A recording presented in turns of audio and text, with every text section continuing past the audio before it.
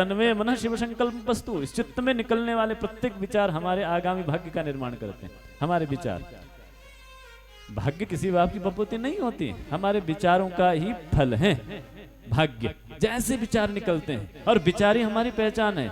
एकांत में हमारे विचार पहचान है, और समाज में उस विचार के द्वारा किया गया व्यवहार हमारी पहचान है। तुम कितने काले पीले नीले हो, इससे कोई फर्क पड़ने वाला नहीं है। कितने मोटे और पतले हो, इससे कोई फर्क पड़ने वाला नहीं है। कितने पैसे वाले गरीब हो, इससे भी कोई फर्क पड़ने वाला नहीं। ये झूठी उपाधियां हैं। कितने कितने गरीब बड़े ऊंचे उठ गए, कितने कितने पैसे वाले खाक हो गए।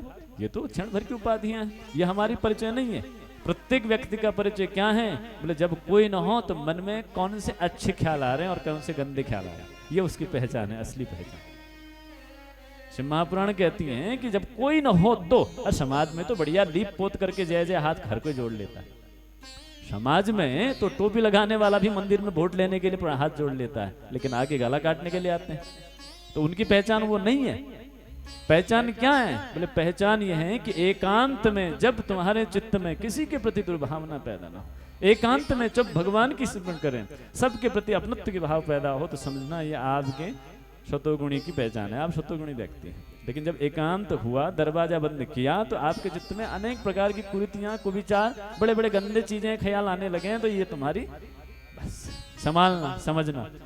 कोई समझे न समझे, कोई देखे न देखे, कोई कहे न कहे, ईश्वर हम आत्मा गुड़ा केस हृदय अर्जुन तिष्ठति। वो चित्त में बैठा हुआ चित्तचोर तुमसे अलग नहीं है, और तुम अलग होना भी चाहोगे तो वो तुमसे कभी अलग हो सकता नहीं। अंग संग है। इतनी सावधानी, जिसने जीवन में पल पल में ऐसी सावधानी रख ली, फिर उसको कुछ करें चाहे न करें, भगवान अपने आप उसको अपने संग संग रखते हैं, इसमें कोई संशय नहीं। यही तो कर्म में सावधानी ही भजन में प्रवृत्ति होने का एक सबसे बड़ा संकेत। जो कर्म करें अन्योन्य और हाथ में माला पकड़कर जप करें, तो वह कभी भी भजन करता हुआ भी भगवान को प्राप्त कर सकता नहीं।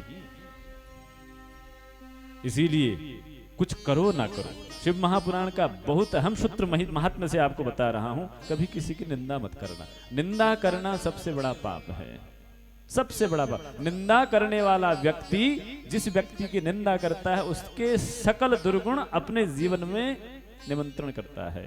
बिना बुलाए निंदक के चित्त में उस दोषी व्यक्ति के सब अवगुण आकर के बैठ जाते हैं। ये चिंतन और निंदा का परिणाम। भागवत को तो गोकर्ण जी कहते हैं कि अन्यास दोष गुण चिंतन मासुम होता। भागवत की महिमा में जामे तो गोकर्ण जी ने बोला, तो किसी की प्रशंसा भी मत करो और किसी की निंदा भी मत करो। प्रशंसा करनी हो तो ठाकुर जी की करो, क्योंकि जितने गुण हैं, जुष्टम बतात्याखिल सत्व राशि, गुणों के समूह, गुणों का मूल ठाकुर हैं। जब गुण नजर आए तो यह गुण देने वाला ठाकुर है, तो ठाकुर जी का नाम लो, उसको कहो थैंक यू वेरी मच। और कोई अवगुणी नजर आए तो समझना ये हमारे भीतर की परछाई है। कोई चीज दिखती कहाँ? इस चित्त में दिखती है। बुरा भला कहाँ दिखता है? इस चित्त में। और यह चित्त एक आईना है भाई। जो नहीं है उसको दिखाने वाली चीज कौन सी? शीशा ही तो होता है, आईना तो होता है।